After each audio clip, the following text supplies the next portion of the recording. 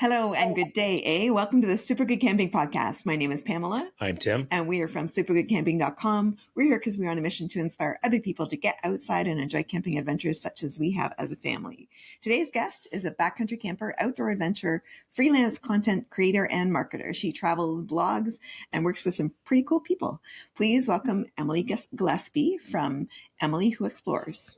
Yay, welcome. Thank you. That was such a wonderful intro. Oh, that's all Tim's work. It's short. So part of our conversation, what was, I have some bio stuff, some intro stuff, if you're interested. It's like, no, I like doing the intro because it makes me learn stuff about you. And then your intro is like this long. Short and sweet. Just shut up, Tim. just take the stuff next time. So many things I want to know about.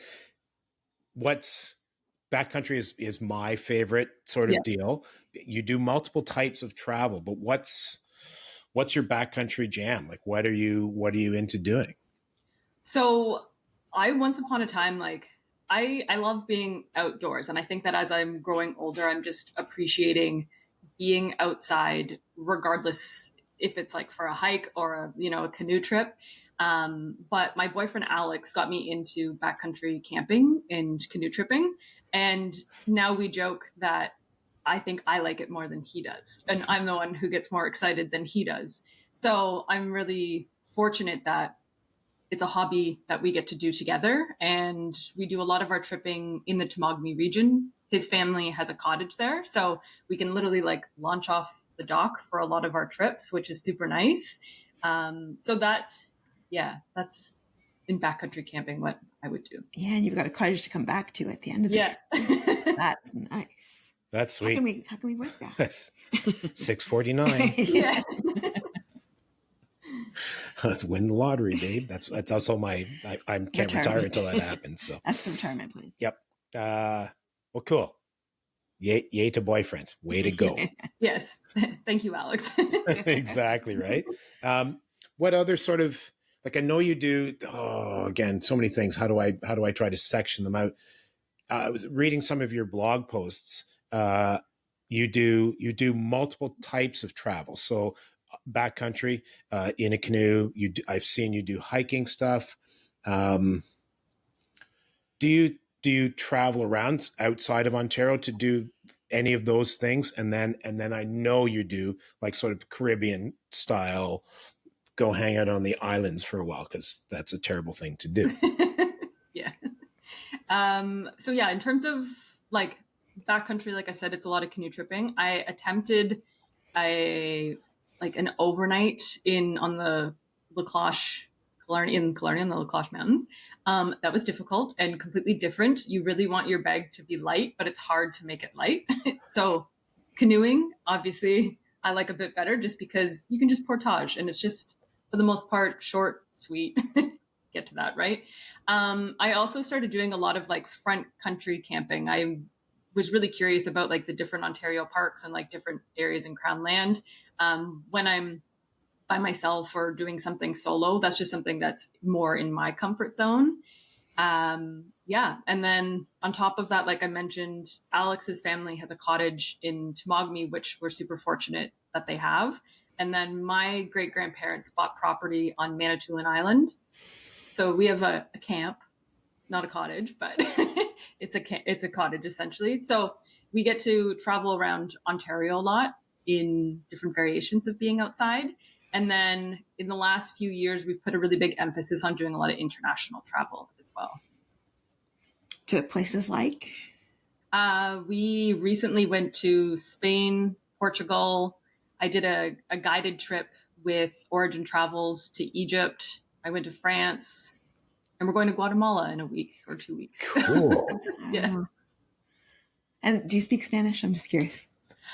I can try. I'm very bad at pronouncing things, but if I need to communicate, I think I can at least get some words across. Yeah, I've been trying for over a year to learn Spanish. It's slow going. Yeah. I have it down pat. Dos cerveza, por favor. Yeah, exactly. Buenas noches. That's the entirety of my C. That I know that one too.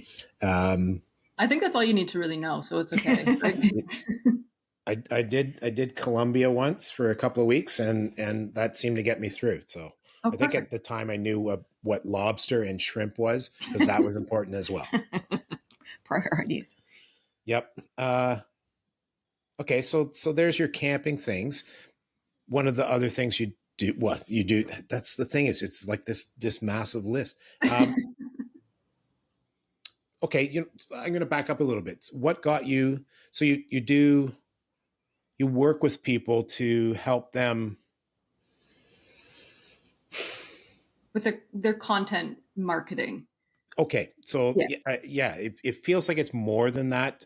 Just looking at what you have been doing. How did you go from here to there? How did you get into that and decide that just into the whole marketing concept, and then decide that was a niche that you wanted to work into? Yeah, for sure. So I went to school for marketing and advertising at Georgian College back in 2012. And, at the time, like digital marketing was just starting to go. Like, I'm pretty sure that those were the days of Instagram when we like took pictures of our food, and it was just a little square, that like a caption with so many hashtags. And, so I went to school, and then, I got my first big girl job. I worked in sales, did all that. And then I decided in 2016 that I really wanted to make a gift box business. And so because that's when all those like fun gift box subscriptions were starting, Subscription like boxes. Yeah. FabFitFun, that sort of thing. I mean, like I was in my early 20s, so it was like a trendy thing. But I wanted to focus on local products. And so I'm originally from Sudbury, Ontario, and it was called Sudbury in a Box. And so I curated gift boxes that contained all local products from Sudbury and area. And it was a lot of fun meeting these small businesses who had these incredible businesses, these products that I was able to make these really pretty gift boxes. I did that for a few years, and then I got really tired of physically building the gift boxes. And I really loved the marketing aspect of it. So with my school background, starting to like dive into a little bit of like entrepreneurship, I just decided that, at this point, like I could be a marketing coordinator, a marketing provider, something for small businesses. I had done my own education on utilizing Shopify and building those certain websites for e-commerce, understanding how social media was progressing and how to utilize it for your businesses. So I did that for quite a few years of just a side hustle, and it was my travel fund. So anything I made from it, I'm like, cool, that's what I get to splurge on my vacation time. And then during COVID, I was unfortunately laid off from my full-time job for close to 2 years, on and off, but it gave me a lot of free time, and I didn't know what to do with it because I was working full-time and part-time. So my part-time, I essentially just started taking on more freelance clients. I was volunteering a lot of my time during COVID to help a lot of small businesses, I guess, revamp or help increase their online presence for those like those early COVID days when everything was like shut down and you had to pick up stuff and do all those things. So, yeah, so I did that for a few years, kind of waited to see like what was happening in the world. And then eventually it got to a point that I was making what I was making at my full-time job. And I was like, do I take the plunge? Do I just go into this full time? And I said, why not? And so I'm like, worst case, I can get a job. Like, it's not like I'm going on vacation for the next however many years, right? So, yeah, so I took the plunge, and now it's been 2 years full time. And I've essentially pivoted into my hobbies and interests, which is outdoors, traveling, experiences. And it's just been so much fun and meeting like-minded people. Yeah, like-minded people's the big thing, certainly for me. Yes. It's the best. It is. How does so? Yeah, I'm trying to think of what the drawback is. What it that would be. Always making that sort of life change is a difficult thing to do, but I suppose if you can look beyond the immediate plunge and go, but then I can spend lots of time doing the things I love to do, like spending time, being smelly in a tent and Yeah. far away from people and stuff. Right. So that's pretty cool. So for the record, we've had a couple of folks on the podcast that love you, that you've done amazing things for them. Tori, a very recent episode, she's ecstatic, and the folks from the Hamilton Adventure Expo who we're hoping to see very soon. So that's got to be. Do you get thrilled feedback? And does that make it's like you go, okay, I made the right choice. I'm doing the thing that I should be doing.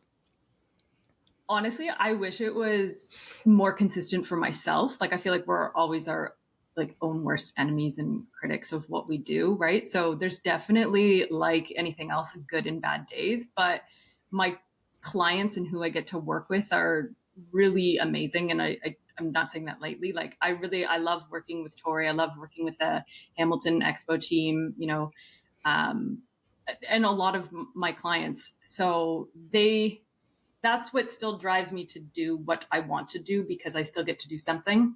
So it makes up for those crappy days or those bad days that do happen.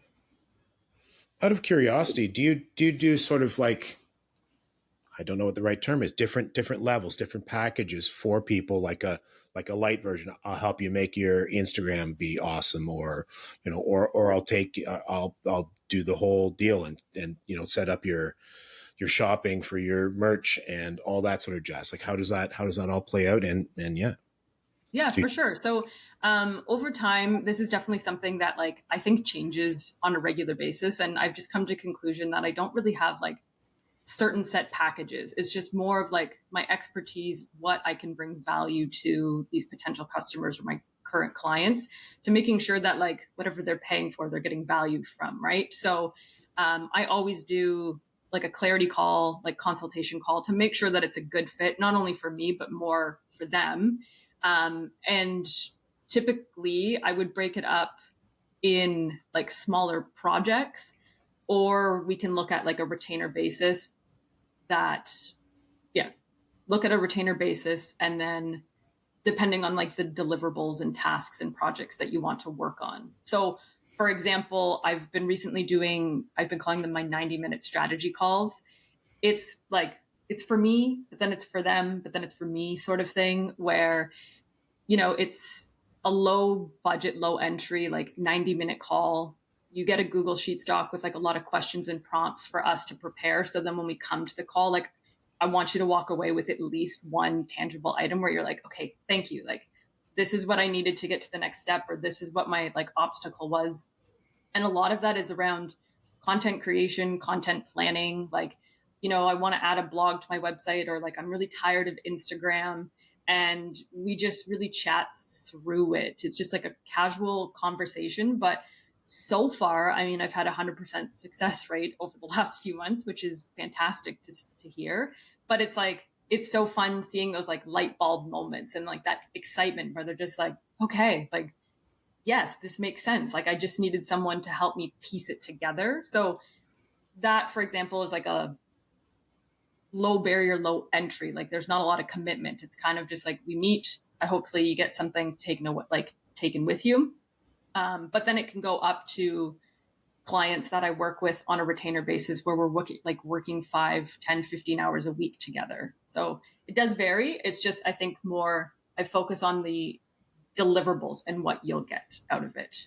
And then I kind of adjust the pricing at that point. Okay. And that brings up a question for me as well. Is like kind of what kind of hours, like if you're doing 5, 10, 15 with a client and you have 2 clients, poof, there's a full week, right? Yeah. Yeah. So how do you go, hold that thought? I'm jumping in a tent for 3 days. Back to you, but it's. I mean, so with my summer schedule, just with my schedule as a whole, essentially, like if I have Wi-Fi and my laptop, I can really work from anywhere, which is great. The biggest thing is making yourself making yourself work, like to be your own motivator, to be your own boss, to be like, no, like you have to sit down, like you have, roles and like responsibilities that you need to do. So yes, I went on a tangent there, sorry. But as long as I have Wi-Fi and my laptop, I'm pretty good at like having a set schedule. I'm very organized in that sense, and like have many lists and go through things. And again, like I want my clients to be happy. So I want to make sure that they're getting all of their stuff that they need. But I very clearly communicate like, hey, I'm going on like a backcountry trip. I'll be off grid for the next week, but I'll prep and prepare before and after sort of thing. And a lot of the stuff that I do with my clients is like a done for you stuff. So we're not doing things like that's due next week. We're looking at things that are down the line for the most part. Yeah, that was my thinking was if you did it in pieces, Yeah, and you could it would probably be easier to find that life work balance so that you right. get, especially during peak season, because I'm sure summer's just nuts for you. So Summer's actually has been like the quite opposite, because I feel like really, people, yeah, because I mean, I think as a whole, like even when I was working in other niches, I mean, we live in Ontario and we only get like really 2 good months of nice weather. So summer actually slows down quite a bit, which is really nice because then I also get to be a part of it. And it's really like the September to December that's really busy. cool, Yeah. interesting. Yeah, Yeah. I suppose they're out. Your target audience is out doing all the things, so they're Yeah. busy. Yeah, then they come back and they go, okay, now I have all this stuff. Help me. Yeah. And I mean, like a lot of them, like Tori, her kids are off from school and daycare through the summer. And so she hosts her workshops and stuff. But at that point, it's just ensuring that, we're consistent with her Instagram, the emails, but like that can be written in advance. Like we know what we're planning in advance. We know her season and what it consists of. We're not selling anything new or like the heavy lifting stuff in the summer, right? So she can go and spend it with family. So, Well, how much time over the course of a given year? Obviously, you don't have a lot to look back on if you've only been doing this full time for a couple of years. But like, how much time do you actually spend traveling and stuff? Like, do you? I don't know. Like, I get 3 weeks. That's yeah. the entirety of my year. How does that play out for you?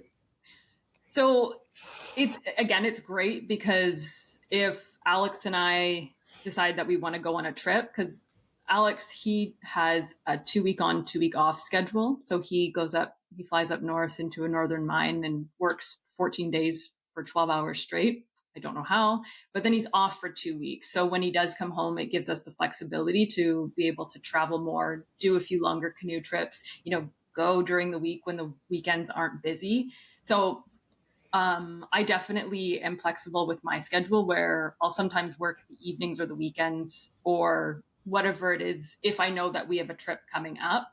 But I don't think that I've taken like a proper vacation where I've unplugged from my computer since our last canoe trip last summer. So when we go to Guatemala in 2 weeks, apparently they have really terrible Wi-Fi. So I'm like, this is the perfect excuse. I'm not bringing my laptop. So I'm actually going to be off my laptop, but I'm bringing my iPad, so we'll see how much that, that lasts.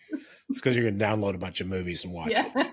Yeah. Apparently, the airline that we're taking doesn't have screens, so I'm like, well, I need my iPad then if I need to stay entertained, So what will you be doing in Guatemala? We don't really know yet. I just really want to hike that volcano that I cannot pronounce at Atulengo. Yeah. It's been on my bucket list for a long time. And I think it's just such a cool, unique, different experience of just being outside and like you get to hike a volcano. Like, what? So that's pretty much the main reason why we're going, but we'll be between Antigua and Lake Atilen. The pronunciation. I'm not very good at it, but yeah. So we're going to rent some kayaks or sup boards. We're going to hang out, hopefully get a lot of good food, do a few hikes, and vacation, I guess. Nice. Yeah. So it's not an active volcano, I assume? No, but you can hike to a certain point and see an active volcano. Wow. So I don't know if I'll do that, but I'll definitely hike the volcano. We'll see what happens when I get there. Yeah. That's cool. That'd be pretty wild.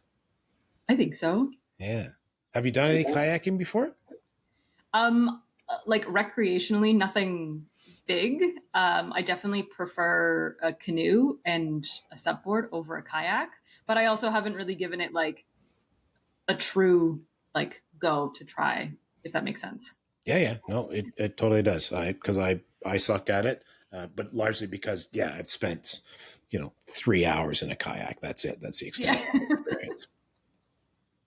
But I'm glad that kayaking happened because we have a couple of canoes. The solo canoe, I use the double bladed thing, and Yeah. I go like Mach 7.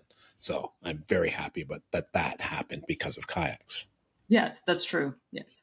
And it's certainly fun to watch other like-minded people be out there doing whitewater and stuff in kayaks. Not me apparently, but other people. So, Yeah. I'm not those people either. So yeah. I keep thinking I want to try it, and then I'm terrified, and then I want to try it, and then so I don't know. I'm pretty sure at some point somebody's going to talk me into it. So,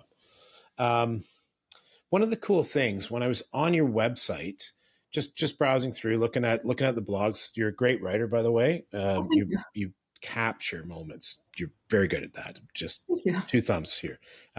One of the things that I found was your adventure blueprint, which is actually, you can explain it. Yeah. So my adventure blueprint was, again, like I want to help people. And so it's a free resource. This is like my first time, I think, like pitching it. Like I just launched it this week. So I don't even know if I've like verbally said this.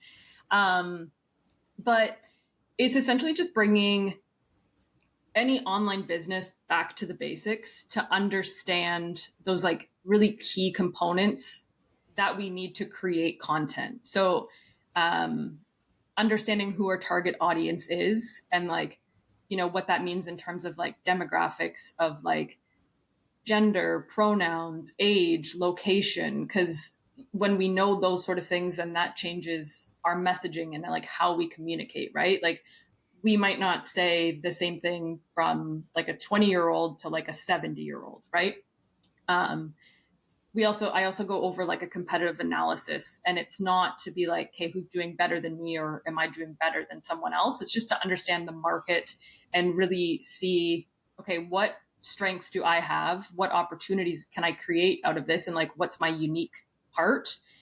And then the last part, which I'm kind of forgetting right now, I should have pulled it up, but it's just really foundational pieces to kind of just keep you leveled. So then it's always something that you can come back to, because I find like far too often, as much as we're business owners, so whether we're podcasters or bloggers, creators, entrepreneurs, we still are consumers and we still scroll all of these platforms. And I think subconsciously we get into these like pieces where it's like, oh, I want to do that, or I can talk about this, or I can do this. And it might not even align with your overall arching marketing plan. So the adventure blueprint is meant for prompts. It's meant for like little work pieces for you to really, I guess, like reflect on who you want to be and what you want to show online. And I just want people to be able to treat it to come back to. Because I mean, there's so many times when I'm sitting here and I'm like, what do I talk about? It's like, hey, who am I talking to? Like what, sparks the conversations? What would be the value that I can give to my followers, to my community? Like, what do they want to hear? So Cool. Well, I mean, for myself, just having a quick, I downloaded it, but having thank a you. quick look through it was, it looked like what it was going to do was help me figure out why we do what we do, and maybe allow us to do a better job of it, just by giving us those notes. The what are you here for? What is this? What is that? Oh, I hadn't thought about that. Yeah. We don't. This is this is me flying by the seat of my pants. No clue what we're doing most of the time, and just talking to like-minded people.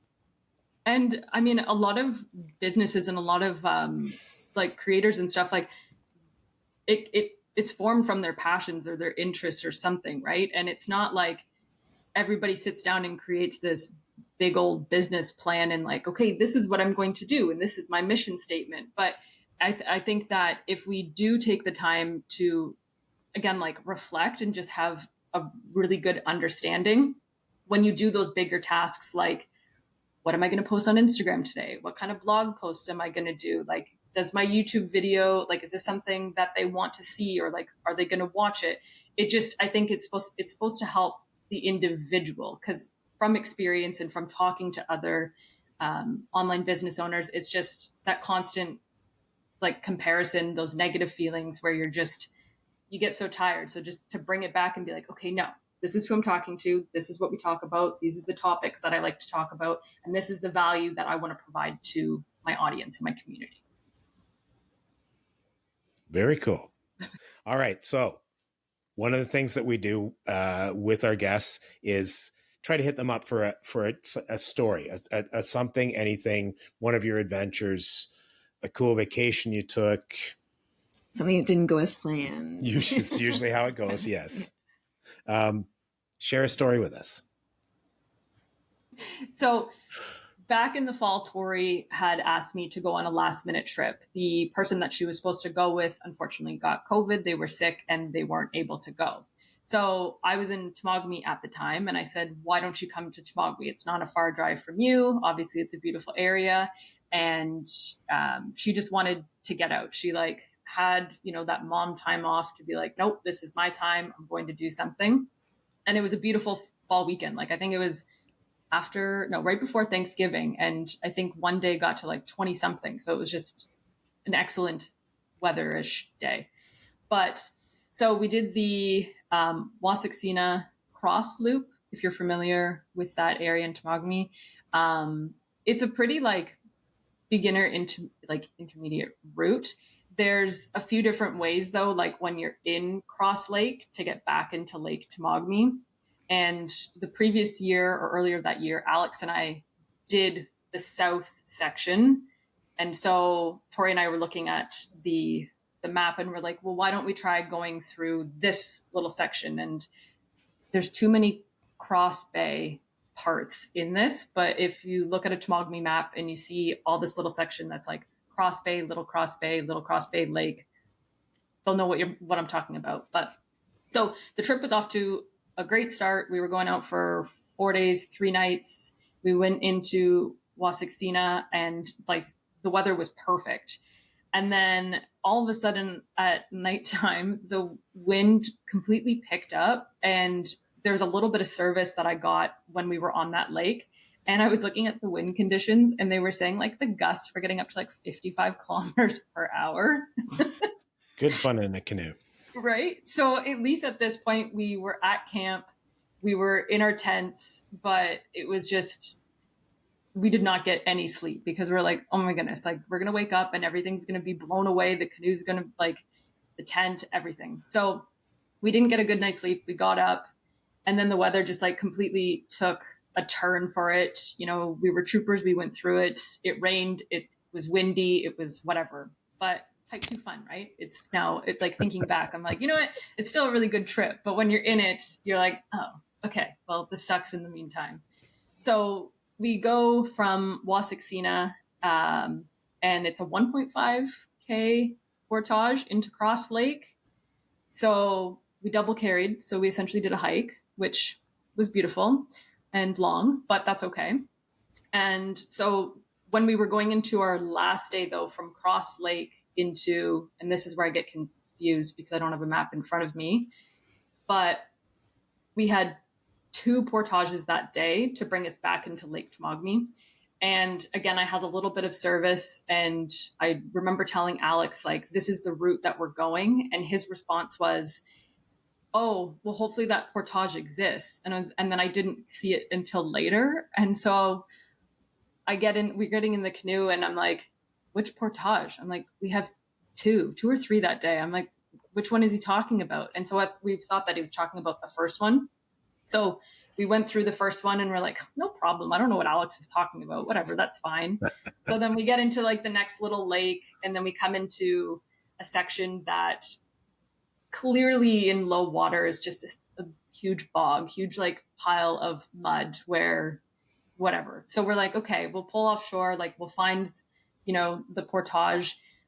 It took us, and like Tori will have a YouTube video on this, so then you can physically watch this, but it took us like 3 hours to find this damn portage. Oh, that's goofy. And it's because that area, obviously in like low water, we're in October, it was non-existent. It was like mud that if you step down in the wrong spot, like you're sinking up to at least your knees, and a lot of bushwhacking. And so we tried from so many different ways to get into it. We finally found it. And again, we were double carrying, and we're like, okay, well now we got to go back to the canoe to get all the stuff back. So it was definitely an adventure, and we thought it was going to be our easiest day, and it was not. I love the pause there. It was definitely an adventure. You see, and it's an adventure because of type 2 fun, and there's no way else of summarizing exactly what that is. But Yep. yeah, it was definitely an interesting day, but we got through it. So That's good. Well, yes, you're here with us. So we made it. That's great. I've done the same thing where, you're looking at whatever map and you're going unless low water, but I'm in July or I'm in late August. Like it shouldn't be. And then you get there and you can see mud. Yeah. Right up to the horizon. It's like, oh, okay. You didn't say there was like 4 days of when it wasn't a mud bog. Come on. Yeah, exactly. Yeah. Yep, I hear you. Well, cool. That's fun. You'll not do that trip again at that time. I don't suggest the route. So if anybody wants to know that specific area, I'll look at a map and feel free to DM me, but do not go through that way at all. It's not worth it. Cool. Well, I will pull my Temagami maps down, search it out, put a big marker around there and an X through it. Just go south and then around. You don't need to cut across. All right. Cool. Well, thank you very much for coming and having a yak with us, Emily. Appreciate it. And thank you so much. I'm thrilled to be here, and it was fun. Quick question. Are you going to be at the Hamilton Adventure Expo? I am. All right. Maybe we'll get to see you. Yeah, yes. We're gonna be there too. So that's cool. Awesome. And if I'm not mistaken, this will air just before. Oh, I hope it's not the Monday after. I think it's the Monday before. I think I actually planned that. I'm not positive. No idea.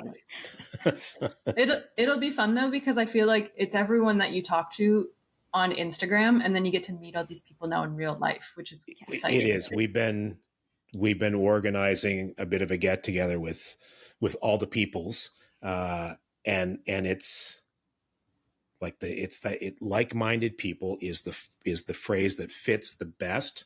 Chris Prouse used it a handful of years ago, and it sticks in my brain because it is all the people that you interact with that are part of that sort of. It's a mix of outdoor adventure / content creator community. Like it's just I feel we've had chats with folks that are like, no, imposter syndrome. Yeah, you know what? We felt like that at first too, and then we got invited to the first sort of get together, and it was like, no, this is our tribe, man. Like this is the bunch of people we absolutely love. So it's cool. We're looking forward to it. It'll be fun. That's it for us for today. Thank you so much for our special guest, Emily Gillespie from Emily Who Explores. Check her out on Instagram and her website, and check us out on all the things too: website, Instagram, Facebook, Twitter, Blue Sky, YouTube, and follow us on or subscribe to us on YouTube. And if you would like to reach out to us and talk to us about anything, we are at hi@supergoodcamping.com. That's hi@supergoodcamping.com. And we will talk to you again soon. Bye. Bye.